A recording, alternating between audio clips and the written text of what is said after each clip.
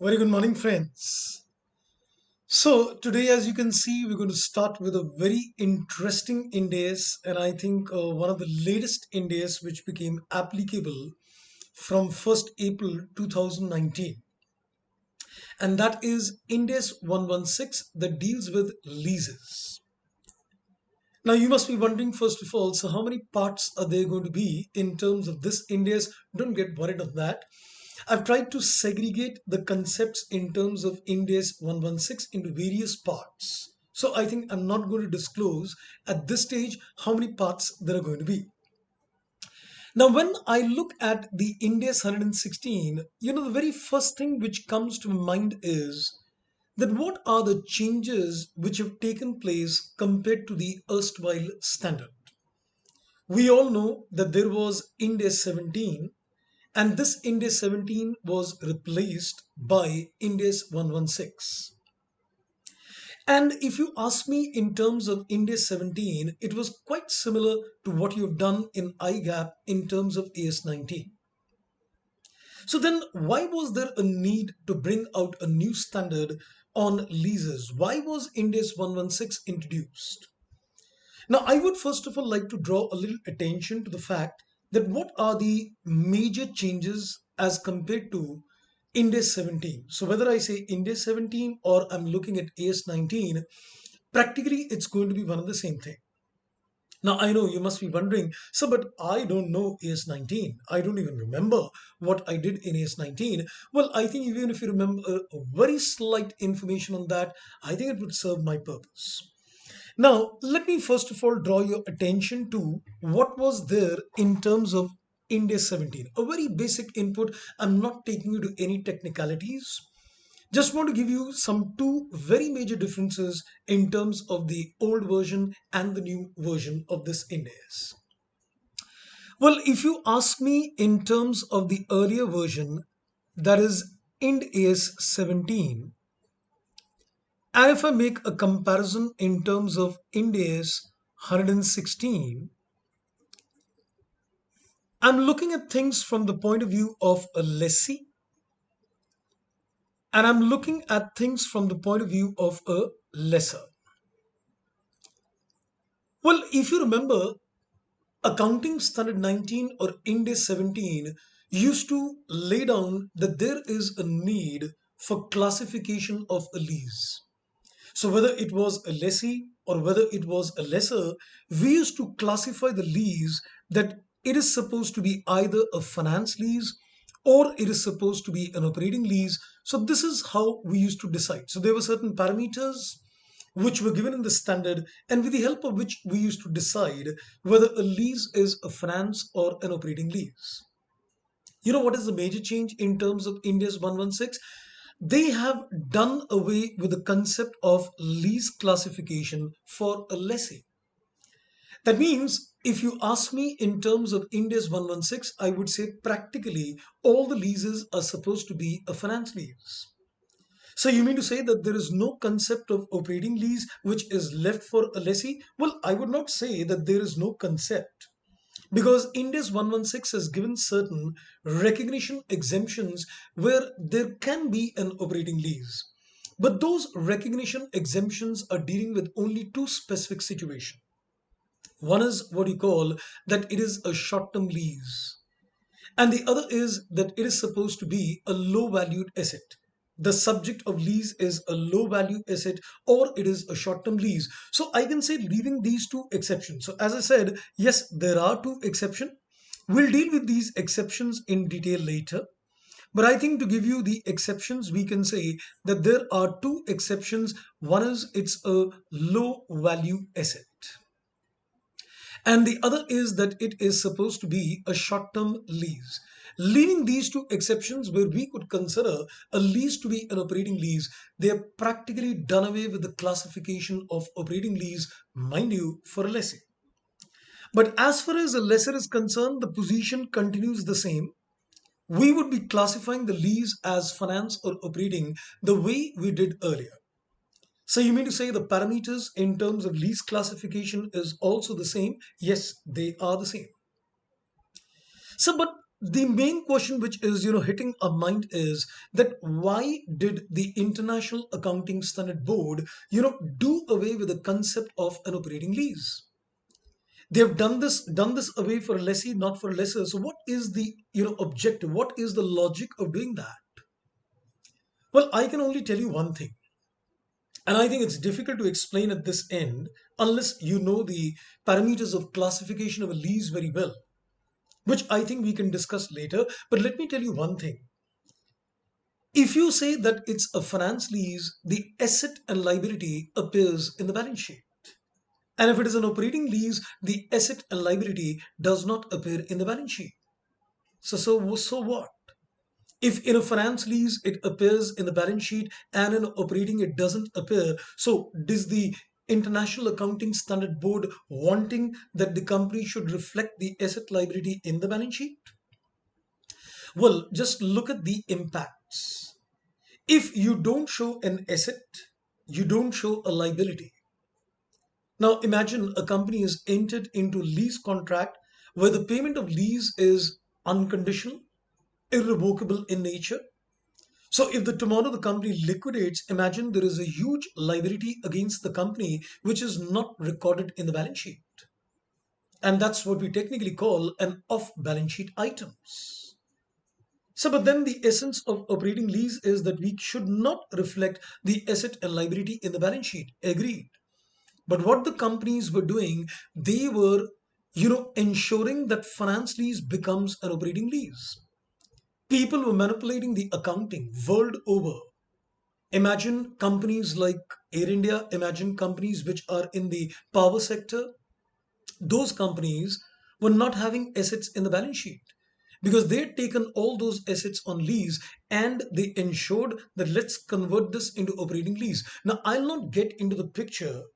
How do you translate a finance lease into operating lease? But trust me, you could manipulate the parameters of classification and you could ensure that a genuine finance lease becomes an operating lease. So if that be the case, where companies would start manipulating, the intention of manipulation is the asset is not there, so liability is not there. And if you have entered into multiple operating leases, running in terms of crores of rupees, imagine the level of understatement of liability, the off balance sheet liabilities in your in your financial statements, which is not as a part of your balance sheet. But if the company liquidates tomorrow, there is a huge liability which is off balance sheet in nature. The International Accounting Standard Board, got an assessment of the fact that the industry at large, I would rather say the world over at large, companies were manipulating the concept of classification of leaves. So, but then why not a lesser? Trust me, a lesser cannot do that kind of manipulations which a lessee can do. The scope of manipulations in terms of classifying a finance into operating lease was only open to the lessee. So the International Standard Board, just did one simple little thing. They said from today onwards, you're going to consider all lease to be finance, which means you're going to show the asset in the balance sheet and you're going to show the liability also in the balance sheet. So understatement of liability is one area which is taken care. And I think let's also make another mention. When you calculate, for example, so as I said, if you look at the basic logic in terms of doing this, then I can say that was a twofold logic. One logic I gave you. The first logic which I gave you in terms of this is that it was leading to understatement of liabilities. It was leading to understatement of liability. And another very interesting thing is it was doing a very good picture to the ratio analysis. Sir, ratio analysis? Where does the concept of ratio analysis come in terms of lease? Imagine when you are calculating a fixed asset turnover ratio, how do you calculate a fixed asset turnover ratio? So sales divided by fixed assets? Great. So when you consider the sales divided by the fixed assets, now imagine the chain of thought. Sales is something which is not within the control of the company. It is dependent upon external market factor. So I cannot do anything about the sales. It is the demand situation outside in the market which decides the sales of my company. But imagine if I reduce the fixed assets of my company, can I say this would increase the turnover ratio? And that would consequently send a signal to the stakeholders of the company that the sales generated per rupee of investments is good. That's right, sir. So imagine if the company enters into, leases for assets which are operating in nature. The asset doesn't appear in the balance sheet. And I think I'm getting more incentivized by considering these leases to be operating, because if the asset doesn't appear in the balance sheet, I get a goody goody turnover ratios as well. So the industry at large, what they were doing, that when they were entering into leases, they were ensuring that let's manipulate the terms and conditions of the lease in such a way that it becomes an operating lease. At one hand, it improves my fixed asset turnover ratio, sends a signal to the investor that the amount of sales generated per rupee of fixed assets is great. And on the other hand, by not recording the asset, since we apply a double entry bookkeeping, there is no liability as well, and it was leading to non-recording understatement of liabilities in the books of accounts. And I think one complete hammer in terms of things, took everything at rest. So all the international standard board had to do that from today onwards, there is nothing called an operating lease. So the fixed asset turnover ratio manipulation, gone. Understatement of liabilities, gone. This is one of the major changes which has come. Invariably we hear that the major change in terms of 116 is that all leases are financed. No, it's only from a lessee's point of view. The concept of lease classification for a lessor continues to be the same as the earlier version, that is Ind AS 17. Now, this is one major area. Then I would say there are a couple of other major areas also, but at this stage, I'll give you another second major area of introduction. If you look at the Ind AS 17, there was not much guidance on, identifying that if a particular contract is entered between two parties, whether it's a lease or not. Ind AS 116 has given a huge stress on the fact how to identify that a given arrangement, how to identify that a given arrangement is a lease. They've got a very scientific way of deciding that a given arrangement is a lease. Because earlier versions of standard only gave you a definition, that this is a lease, but there were not a broader guidelines given in terms of deciding, when an arrangement or when a contract between two parties would give rise to a lease. Ind AS 116 has introduced a detailed three-step procedure. Sir, again three? Sir, I think you're certainly fond of three. No, I'm not. Trust me, this time this three-step procedure is actually given in the application guidance in terms of Ind AS 116. So it is not something which I have created. It is already there in the appendix itself. So they have given a three-step procedure in terms of identifying that a given arrangement is supposed to be a lease. So I would say, yes, there are other changes also, but I guess if somebody were to very apparently ask me at the forefront that what is the major distinction, so I would say one is doing away with the concept of operating lease for a lessee. And the second is giving a detailed three-step procedure in terms of identifying when an arrangement is supposed to be a lease. Now, as we begin the topic, and I think you're already aware that whenever I begin with a particular topic, I always first of all look at the nomenclature of the standard. And this time, the standard is called with a very cute little name called leases. And when you look at the term called leases, I think the first thing we need to do is we need to consider what is the definition of a lease. Okay, so what I'm going to do, I'm going to come back to the text of the standard. And I am first going to read the definition of lease, and the definition of the lease is given in the Appendix A. So I think I need to first take you to the Appendix A. So I'm taking a little jump and directly taking you to the Appendix A, where we are given the definitions. And I think let's have a look at the definition of a lease. Here is the definition of the word lease in Appendix A, and I think let me read the definition carefully. It says a contract or a part of a contract. Now, I think let me tell you something. It is not necessary that when you enter into a contract, the entire contract may be a lease. It is also a possibility that the contract has got, a lease and a non-lease component. So can you give an example? Let's say, for example, two parties enter into a contract where one party allows the other party to use a car, and along with the car, he also gives him a use of a driver. Now, when you're going to provide services, services would never be a case of a lease. For a lease, there has to be an asset. So when you enter into the contract, which is comprising of, let's say, a service agreement along with an asset, it would give rise to a lease and a non-lease component. In fact, that's another area where the Ind AS 116 gives us a lot of elaborative details. How do you identify the lease and the non-lease components of a contract? We're going to come to that later.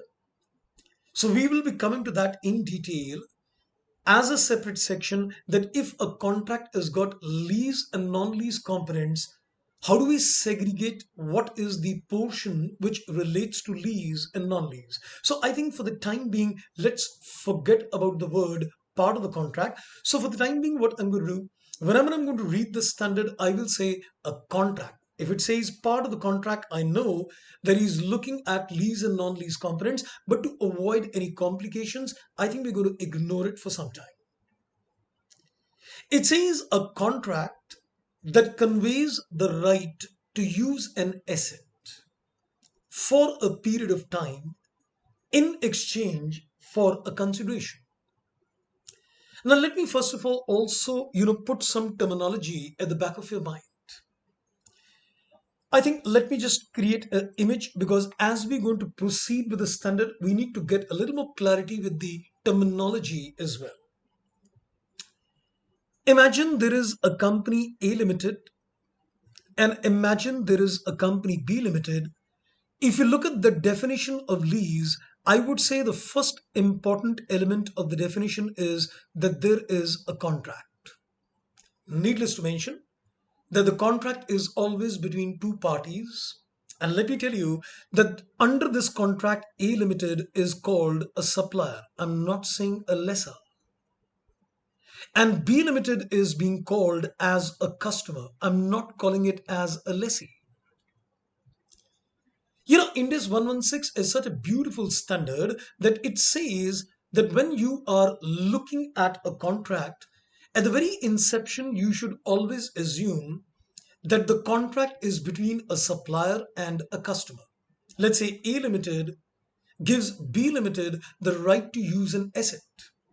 I would say that A is a supplier and B is a customer.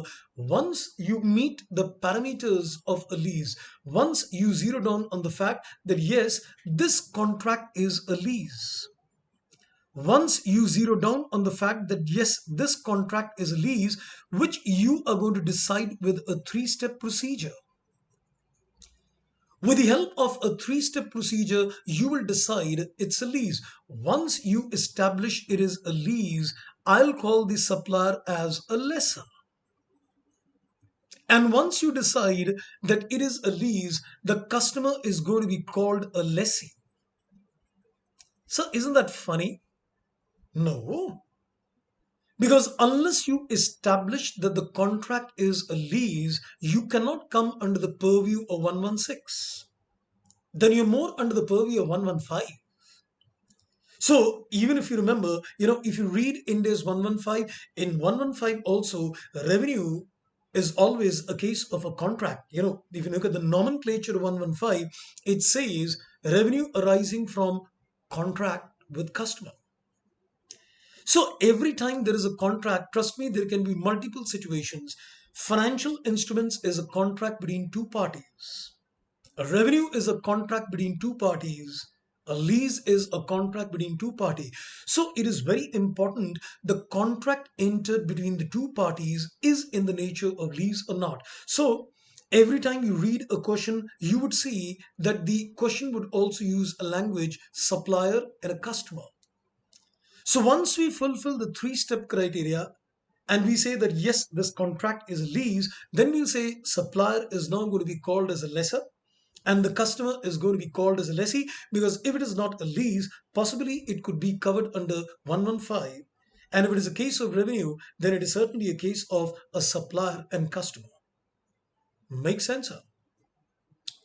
Now, as I said, this is one aspect that there is a contract. So this is one, that there has to be a contract between A and B. That's one. Second, the contract is for what? The contract would mean that A Limited gives B Limited what we technically call an ROU asset. That's called a right of use. Because in this case, A Limited is not giving a legal ownership to B. So B as a customer, if he becomes a lessee later, is going to show this asset in the balance sheet as an ROU. So there has to be a ROU asset, what we technically call in the Ind AS as an identified asset. Is technically called an identified asset. So there has to be an identified asset. And naturally, when A gives the right to use an asset to B under a contract, there has to be a tenure for the contract. It's called a lease term. And once there is a contract for a certain tenure called a lease term, it also has to be for a certain consideration. And that consideration is what we call a lease payment. That means when I am looking at a definition of lease, I would put it like this, that there are four critical terms which are used in the definition of lease. Is there a contract between the two parties, apparently a supplier and customer? Once it becomes a lease, he is called a lessor and a lessee, which allows B the right to use an asset for an agreed period of time. That's called a lease term for an agreed consideration, which is called the lease payments.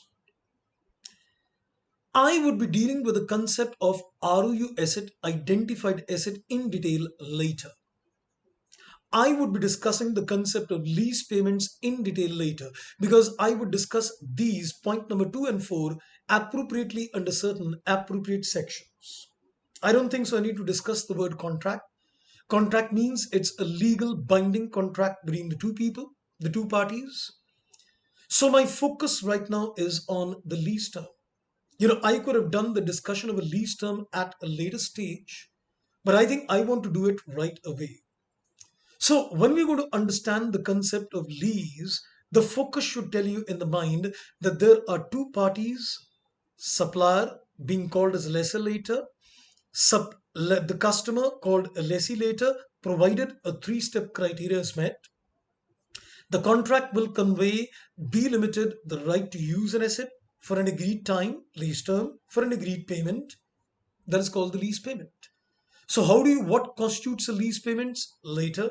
How do you look at an identified asset later? The focus is on the lease term. Now, if you come back on the definition once again, it very clearly says a contract, focus one, that conveys the right to use an asset, underlying asset, identified asset, ROU asset for a period of time, lease term, in exchange for a consideration. And trust me, if you're able to zero down the concept, you don't need to remember the definition. You can simply say that there are four focus points: a contract whereby one party allows the other party to use the asset for an agreed time for an agreed consideration. I may not be saying verbatim the same words, but the essence should fall in place. So now my focus is on the lease term. So I thought today in part number 1, I'm going to focus on the concept of a lease term. Now, for a lease term, I need to take you back on the standard, and I guess I need to take you to para number 18. So I'm going to take you to the para number 18, where we're going to discuss the concept of a lease term.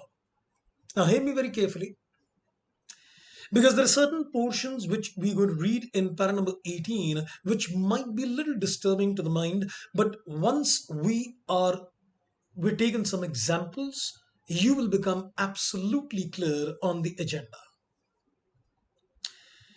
Para number 18 says an entity shall determine the lease term as a non-cancelable period of a lease. The question rises, what is a non-cancelable period? Well, you can say the period during which a contract cannot be terminated by either of the parties. It is a period, which has to be honored under any circumstances. The period in which the lessee, that is, you can say the customer, is required to make the lease payments unconditionally irrevocable. That is a non-cancelable period, and that would always be given in the question.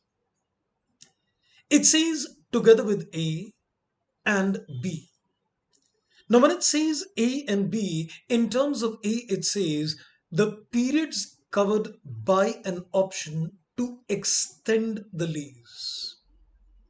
The periods covered by an option to extend the lease if the lease lessee is reasonably certain to exercise that option. It's a little technical. Can you put this in a little simpler words? You can say that every contract may have a renewable option. Let's say A and B enter into an agreement for a period of 5 years, but then they have renewable options. So let's say we have given the lessee that if you want to extend the lease, you can do that. So I will consider the renewable option, the period of renewal, as a part of the lease term. It says if it is certain that he will exercise the option. The question arises, how would I determine that the lessee will exercise the option to extend? Then it says in B, don't worry, we're going to come back to that. Then it says in B, the periods covered by an option to terminate the lease if the lessee is reasonably certain not to exercise. So this is literally confusing. I would put it like this in a mathematical manner, that when you look at a lease term, I would say lease term is a sum total of 1, 2, 3. Now, what is 1? Non-cancelable period. And what is 2? Option to extend. And what is 3? Option to terminate. Just remember the three key terms. The lease term is a non-cancelable period plus option to extend plus option to terminate. Now we need to work upon the concept of what is that option to extend and what is that option to terminate. So let's do one thing. Let's first of all work upon option to extend, and then let's work upon the option to terminate. It'll take a little time, and then I will illustrate all this with practical illustrations with you. And I'm going to take the study material today for the purpose of elaboration of these concepts. And trust me, there are questions in the study material concentrating only on the aspect of the computation of a lease term. Now, let's focus only on the para number 18A. We'll deal with para number 18B later. It says we need to add the periods covered by an option to extend the lease if the lessee is reasonably certain to exercise the option. A Limited entered into an agreement with B, a contract with B, and told him there is a non-cancelable period of 5 years. He also gives B Limited an option to extend the lease. Now the question rises, if it is extended, let's say by another 5 years, do I take the lease term as 10, 5 plus 5, or do I take it only 5, which is non-cancelable in nature? Para number 19 elaborates the concept of para number 18A. The para number 19 is not talking of 18B, it is talking in terms of 18A. And see what it says in para number 19. In assessing whether a lessee is reasonably certain to exercise an option to extend, and then it says, or not, I'm leaving that. It says it should create economic incentive for the lessee. So hear me very carefully. When you are looking at the para number 18A, and we are evaluating that, do we consider the extension, the renewal period, as a part of the lease term, you need to ask yourself a question. Do you think that there is an economic incentive for the lessee to extend? If yes, consider the renewal period. If no, then don't consider the renewal period. So can you take an example? Okay, let's, I think, right away take you to the study material where I'm going to take you to an example understanding this in a little more detail. So I'm going to first of all take a little jump in the study material on, yes, here we are exactly on the illustration I wanted. So let's have a look at the illustration number 16. Don't worry, the notes will come later. First, I think I need to connect you on the concept.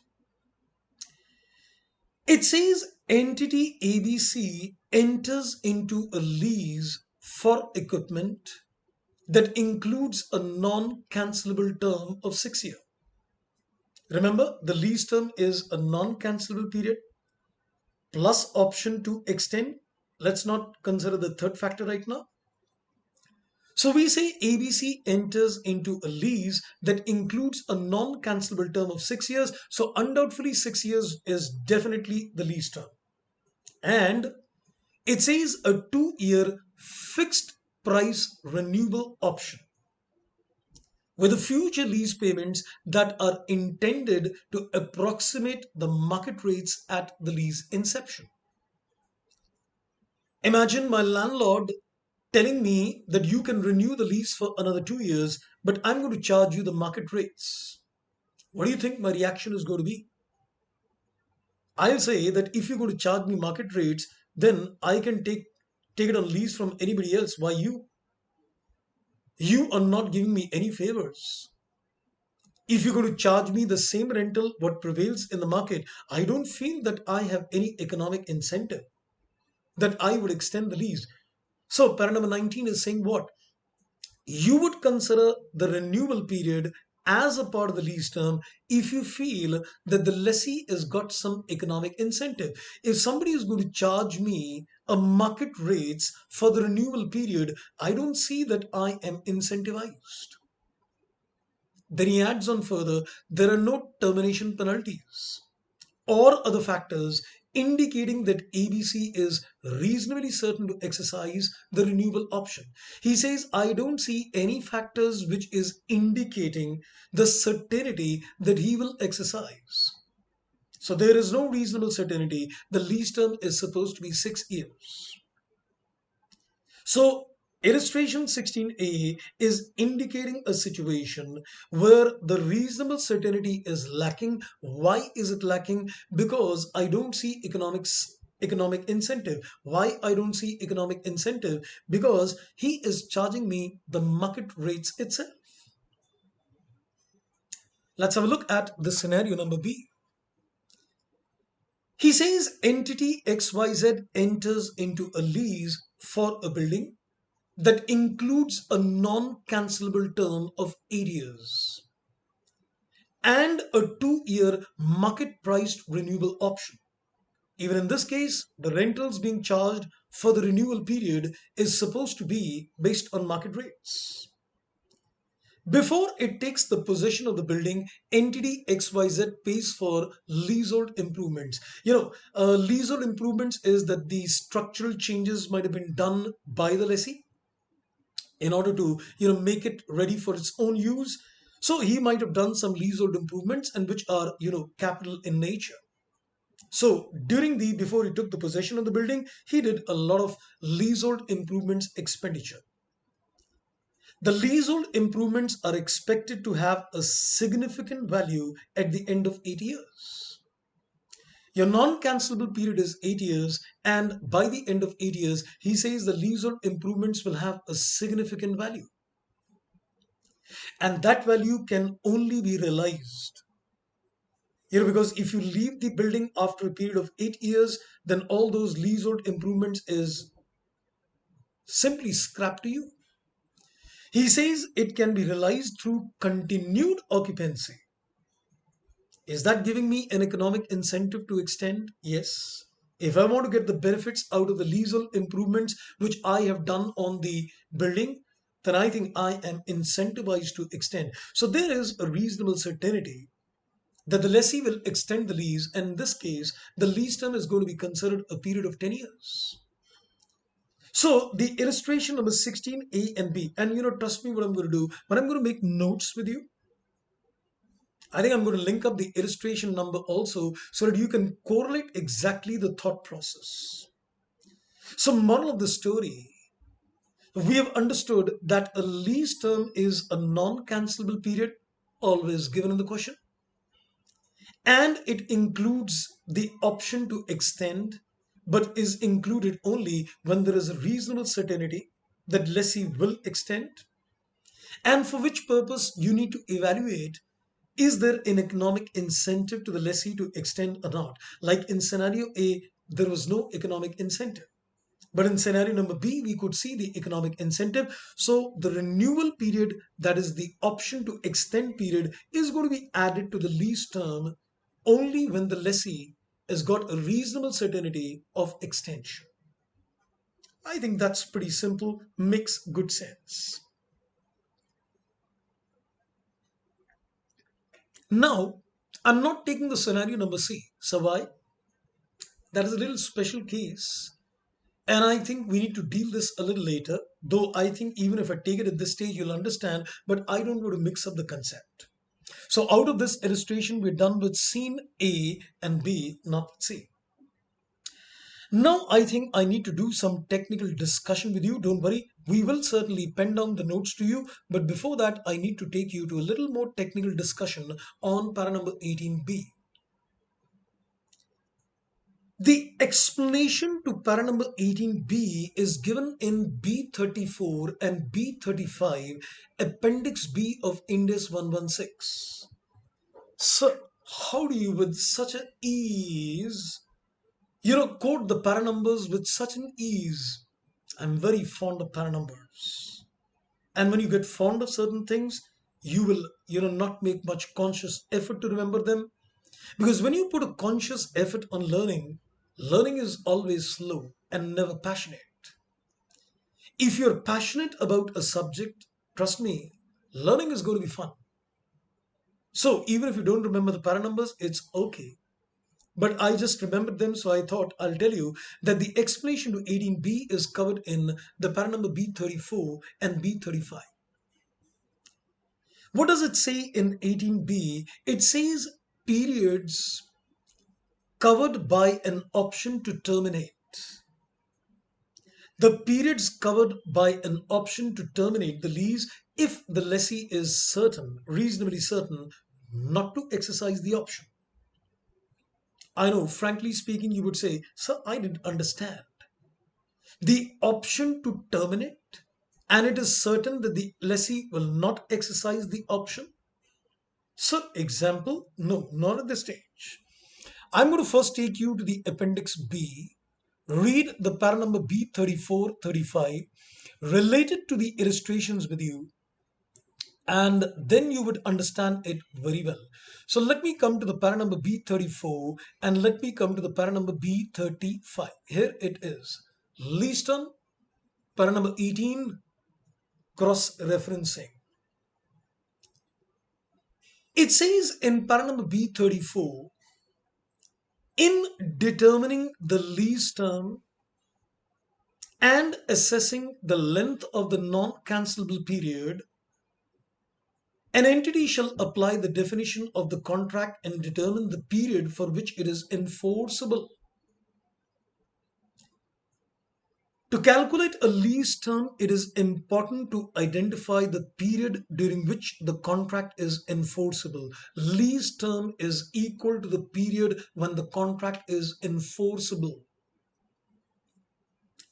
And I'll look at the beauty in terms of para number B34. First, he says that you need to determine the period the contract is enforceable. So, how do I decide for what period a contract is enforceable? He gives you a negative definition.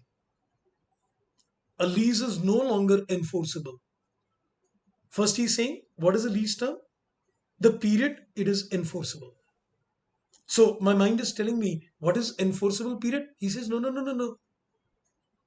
A lease is no longer enforceable when the lessee and the lessor each have a right to terminate the lease without permission from the other party and with no more than insignificant penalty. So, this is getting dangerous. We need an example. How can one understand this technical language? I know. I'm just reading it. I'll go to the practical illustration. I'll come back to the language. Because if you feel that you should only do a question and get the concept, I call that as a gorilla counting. Keep practicing questions and you get a concept based on those questions only. If you do the right kind of questions, you get the right kind of concept. If you do limited questions, you get some limited concept. So I always believe you should read the text of the Ind AS. Let me read para number B35, then I'll take you to an example and I'll come back. Promise. It says in B35, if only a lessee has a right to terminate a lease, that right is considered to be an option to terminate the lease available to the lessee that an entity considers in determining the lease. If only a lessor has a right to terminate, the non-cancelable period includes the period covered by the option. Sir, went off. All said and done, even if you don't understand para number 330, B34 and B35, I'm sure you'll appreciate one thing. Look at the start of the para number B35. Only a lessee has a right to terminate. One. The last sentence, if only a lessor has the right to terminate. Two. Para number B34, second last line, lessee and lessor each have a right to terminate. So termination rights are with both. So it is very important that when you calculate a lease term and you look at the option to terminate, you need to see who has got the option. If both have an option, B34 gives me a guidance. I'm yet to know what is the guidance. If lessee has an option, I go to para number B35. And if the lessor has got an option, I go to B35. So para number 18A is elaborated by para number B34, 18B, sorry. The para number 18B is elaborated by B34 and B35. So, example. We'll surely come back to this para numbers, but I think first you need to share an example with us. Okay, there is a wonderful example, not an illustration, but there is a wonderful example given in the study material. And with that example, trust me, you'll be able to understand the concept of B34 and B35 beautifully well in the next 10 minutes. And then I'll document all this to you. Suppose the term of the contract is 10 years and the non-cancelable lock-in period is 6 years. Lease term is the non-cancelable period 6 plus the option to extend. This illustration is not on the option to extend. This is on the option to terminate. And can you see in terms of this example that there are a total of 3 cases with me? And trust me, One person would look at these examples and create a concept. And I think I showed you the paranumbers. I'm looking at the example. I'm going to go back to the paranumbers and then I'm going to document the notes to you. Cement it. Look at the first column. It says termination option is with the lessor. So B35. Very good. Second column, termination option is with the lessee. So B35. And the termination option is with both. So B34. Super. At least you've come to know that which paranumber to locate in terms of which permutation combination. Now, when it says if the termination option is the lesser, let me read this, then I'll go back to the paranumber. It says if the termination option is with the lesser, the lease term is 10 years, 6 years non-cancelable, and 4 years is the option to terminate, which we are including 6 plus 4. Let me put it again. Your non-cancelable period is 6. After 6 years, lessor has the option to cancel. Lessee does not have an option to cancel. The lessee's obligations to pay would continue even after a period of 6 years until the lessor terminates. And why would a lessor terminate if he's getting money? It says the lease term is 10 years. He gives you the reason because even after 6 years, the lessee is contractually bound until the 10th year because the contract is for 10 years. So when A and B entered in a contract, A told B, 6 years non-cancelable, neither I can cancel nor you can cancel. After that, I get an option to cancel, not you. So we're going to continue for 10 years, but after 6 years, I can cancel. So the lessee is contractually bound until 10th year. That is, lessee cannot refuse to make the payment till the expiry of the contract and has the right to use it until 10th year unless the lessor terminates. And I think if you go back to the para number B35, look at the last portion of B35.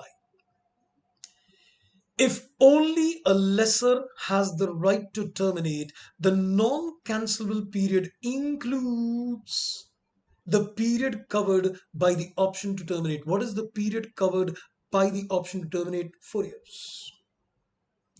6 years is the non-cancelable period. He says the non-cancelable period will include the periods covered by the option to terminate. So, if the option to cancel is with the lessor, in that particular case, we will include that 6 plus 4, that makes it 10.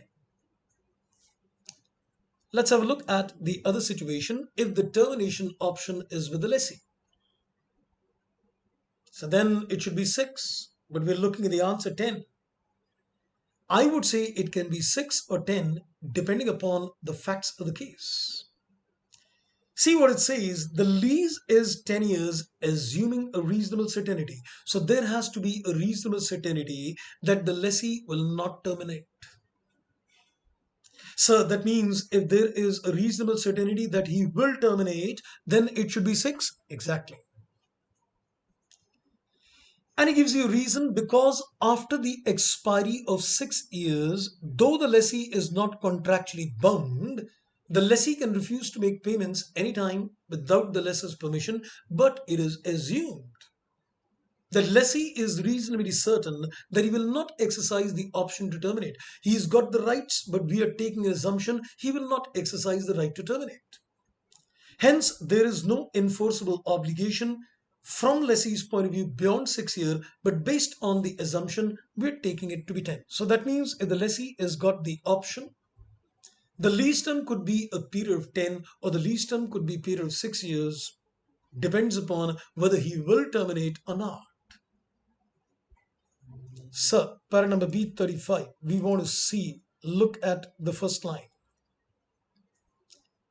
If only a lessee has the right to terminate, that right is considered to be an option to terminate the lease available to the lessee that entity considers. So you need to consider, will he exercise the option?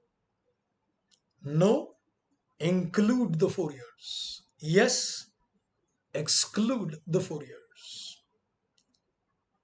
Answer: in a situation if both the parties have got a right to terminate, 6 years. It can be 10 also. See what it says.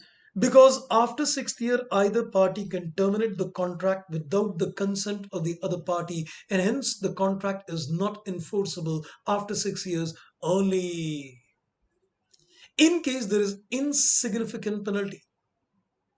So didn't get that.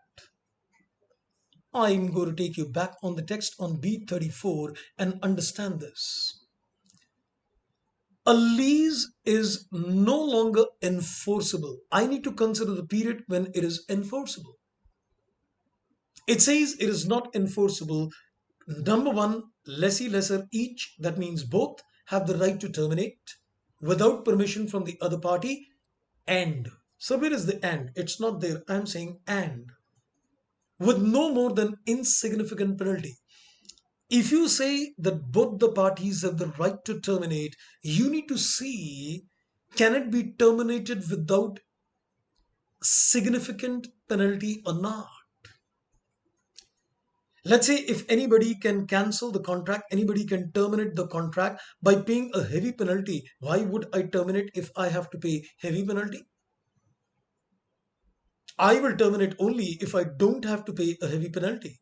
So which means if both the parties have the right to terminate, you need to focus on, is the penalty significant or insignificant? If it is significant, at the 4 years, because we will not exercise the option to terminate. And if there is insignificant penalty, leave that 4 years. Because after 6 years, anybody could cancel. There is no penalty for cancellation. So it's a free world.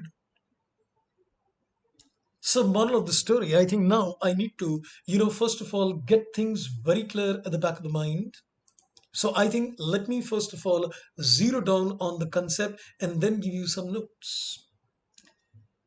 My mind is now working on the concept that when you say a lease term, my mind tells me that a lease term is a sum total of non-cancelable period, always given in the question, plus option to extend that depends upon the reasonable certainty. Will the lessee extend? He will if there is economic incentive. He will not if there is no economic incentive. And accordingly, you add or you don't add. And the third is the period when you can terminate. Like after 6 years, you can terminate the lease. It depends upon who's got the right to terminate. If the right to termination is with the lesser, include that for always. If the right to terminate is with the lessee, depends. If you feel that he will terminate, don't take it. If you feel he will not terminate, take that for. And if both the parties have got an option to terminate the lease, look for the penalty is significant or insignificant. If it is insignificant, don't add for. And if it is significant, add the for. So we have now also linked up on the concept of option to extend illustration 16 AB and the example for the option to terminate. I think it's the right time to document everything along with the mapping of these examples and illustration to make life jingalala. So let's do one thing. I am now going to put a note, sorry, on the concept of a lease term. So as I said, there are four key aspects in the definition of lease.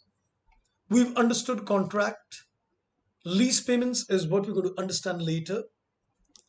And lease term is the main focus right now. So we said there is a lease payment later. We said a ROU asset later. Contract we've understood. The focus was only on a lease term. So we said a lease term is a sum total of non-cancelable period. It is a sum total of a non-cancelable period plus option to extend. It is a case of option to extend plus it is a case of option to terminate. Option to terminate. Now, what do you need to see in each of these factors? Let's, I think, zero down on that. When you say it's a non-cancelable period, it'll be given in the question. Don't worry, it is always given in the question. So I don't need to identify a non-cancelable period. That's always given in the question. We saw the illustration 16. We saw the example. It is given in the question. So we are safe. When you say option to extend, my reference, of course, if I want to give you is in terms of para number 18a and which is explained in terms of para number 19. That is only if you want to make a reference later. In terms of option to extend, what do you need to see? You need to basically see, will lessee extend? We need to see that will the lessee extend? Is it reasonably certain? Is it reasonably certain that he will extend? So you need to basically evaluate, will he extend? Do you feel that it is reasonably certain that he will extend? So I would say it all depends upon whether economic incentive to the lessee is present or not. We need to see whether the economic incentive is present to the lessee or not. So when you're looking at the period that you can renew, you can extend, should I include that extended period? All depends upon whether the lessee has got an economic incentive to extend. Now, in this particular case, we can say the economic incentive is present. Yes. The economic incentive is not present. No. If the economic incentive is present, we will include the renewal period. And if it is not present, we will exclude the renewal period. As simple as that.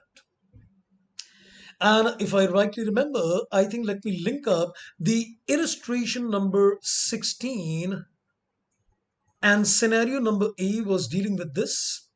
And the illustration number 16, scenario number B was dealing with this. So when you go to revise the para number 18A, read with para number 19, you would simply look at these two illustrations and you will know, okay, when to include and when not to include.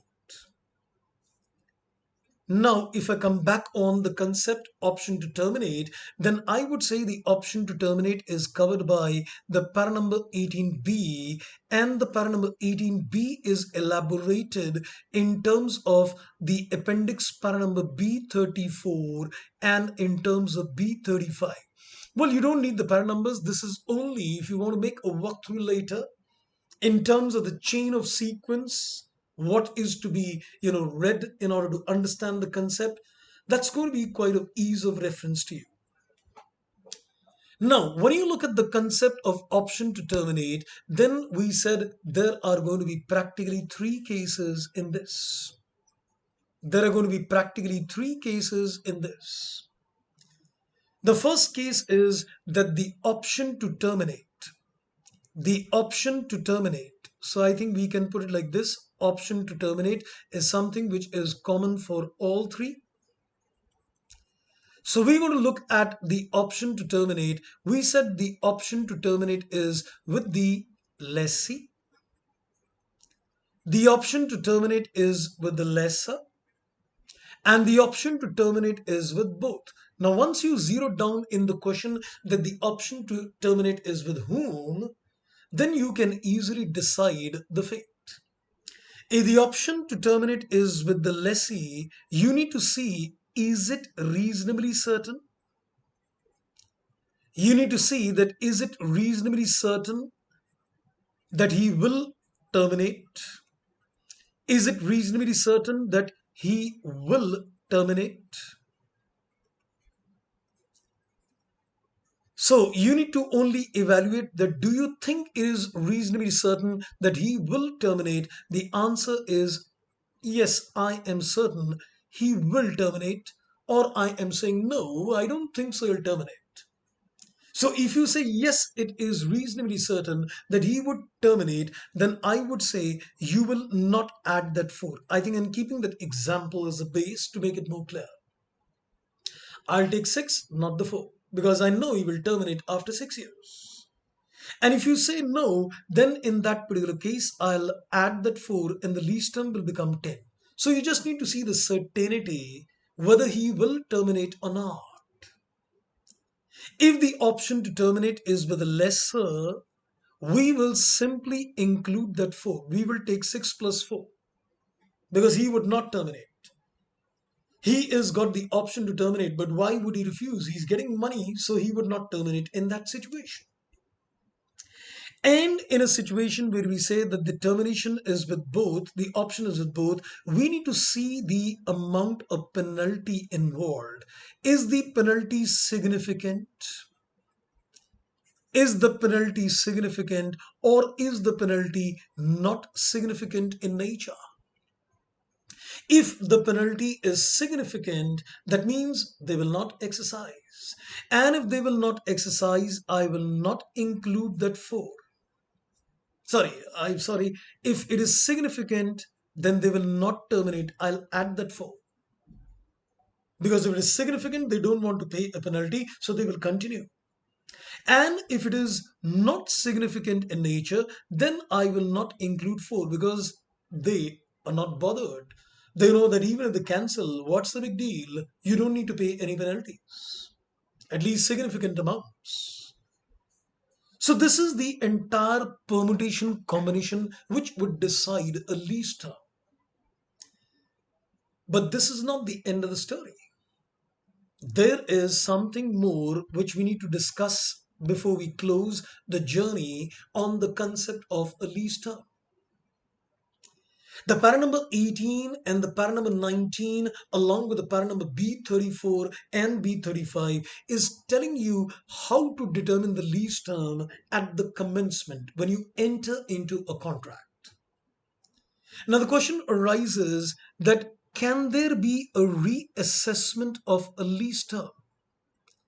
Is there a possibility that we might have to reassess a lease term? And I think the logical mind would tell us, of course, yes. Maybe the certainty which is present at the inception goes off. You are certain that you will extend, but later you feel, no, I will not extend. Maybe there is no certainty that you would extend, but later you said, okay, I'll extend. And that's not a very difficult task. I think looking at the facts of the case itself, you can easily decide whether a change in the lease term would take place subsequently or not. And I am going to directly take you to the concept of illustration number 17 and illustration number 18, which will demonstrate me the concept when a reassessment is done, whether I will change the lease term or not. You just need to apply a simple little of logic. So you need to see that the certainty which was present is gone, or the certainty which was not present is come, and accordingly I could include or exclude what I had taken earlier or I had not taken earlier. Let's, I think, go to the illustration number 16 and illustration 17. So you remember, oh no, it's not 1718. I'm afraid, I think this time, 1718, correct. I remember the illustration by chance. You love the illustration numbers also? No. In illustration number 17, I am given retailer M enters into a 5-year lease for a building, followed by 2 successive 5-year renewable option to extend. So I can say a 5-year lease is supposed to be the non-cancelable period and the 2 successive renewable option. I mean, it depends whether the option to extend is reasonably certain or not. It says on the commencement date, the retailer M is not certain, reasonably certain to exercise the extension. So we took the lease term to be 5. At the end of third year, the retailer M extended to include another floor from the year 4 due to business acquisition. So you might have acquired a control over another company. So your business is expanding. So you need more space. And for which purpose we took another floor. For this purpose, the lessee concludes a separate 7-year lease for an additional floor in the building already leased. Now you've already taken an additional floor in the same building. So what do you think the fate of the existing lease is? Possibility that you're going to extend. So the reasonable certainty which was missing at the inception is now present at the end of third year. So there is a need to reassess the lease term. But the basic input is that if the lease term undergoes a change, what kind of accounting do we apply? That is not the agenda right now. That is something which we're going to learn when we come to the accounting in the books of lessor and lessee. But right now, we can certainly say that the change in the circumstances is resulting in the fact that a reassessment should take place. Let's, I think, take you to another illustration 18, which you can again simply apply your logics. Company N has taken 10 vehicles on lease for an initial period of 5 years, with an extension at the option of the lessee for a further period of 5 years at the same rental. So initial 5 years is non-cancelable and the extension would be taken if it is reasonably certain. The remaining useful life of the vehicle at the commencement date is 15. So the total life of the asset left over is 15, though we entered into the contract only for 5 years. Company N has determined at the commencement that it is reasonably certain to exercise the option of extension and they took the lease as 10 years. So we were certain at the inception that we will extend. So we took the lease 5 plus 5, 10. It says at the end of fourth year, there is an announcement by the government that all the cars in this particular model have to be discontinued from the road within 1 year due to the change in the pollution norms. I think it goes without saying that if the government makes an announcement, I would not extend the lease. I will not extend the lease. So in this particular case, will their lease term be reassessed? Undoubtedly, yes. You can notice that in illustration 17, it was a change in terms of your own business decisions. And in terms of illustration 18, it's more like a forceful decision on the company that you got to make changes. So we have understood the large concept in terms of lease term. And the picture is that lease term is evaluated at commencement. And then there can be a need for a reassessment depending upon the change in the facts. That extension which was not taken is taken later, or it was taken and now you feel it should not be extended. So lease term is done, the definition of lease is done, but before I close with the part number 1 with you, I think it's now also time to tell you, how this Ind AS has been totally divided. I'm also going to divide my Ind AS discussion into various parts. Oh, so we got the picture that you're going to divide this Ind AS into how many parts. What you're going to tell us is almost the parts in which you're going to divide the standard. Yes, sort of. Possibly could be a little deviation. The first concept is understanding what is a lease, which we have done today. And a related concept is how to identify that a contract or an arrangement is a lease. Where I said we need to understand a 3-step procedure. So we've understood today what is a lease, but then there is a 3-step procedure with which we will appreciate when do you say that a contract or arrangement is a lease or maybe contains a lease. Then we need to understand how do we segregate the lease and the non-lease components. Because as I said earlier, that you may enter into a contract comprising of the lease and the non-lease components. So how do you identify that there are various components in a lease? How do you segregate those lease and non-lease components? That's another area of discussion. Then we need to consider the accounting, and the accounting is to be seen with reference to the books of the lessee.